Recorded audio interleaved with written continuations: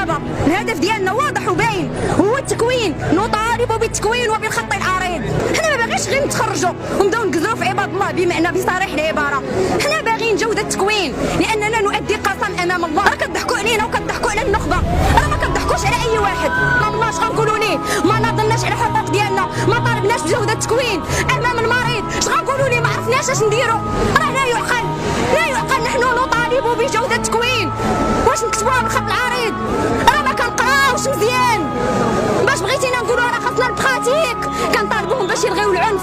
زملائنا البارح في الرباط ومن الاعتقالات اللي اناهم البارح، والناس خارجين مسيره سلميه، خارجين في اعتصام مطالبه بالحقوق وبالحوار وفتح باب الحوار مع الوزير ومع المؤسسات ومع الحكومه.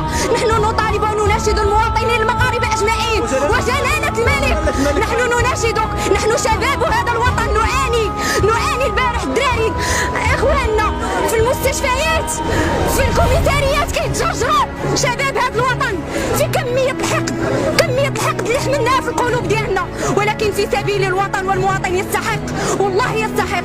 لان كاع العرق ديال الجبين والتعب اللي كنتعبوا ففي سبيل الوطن جائز وجائز.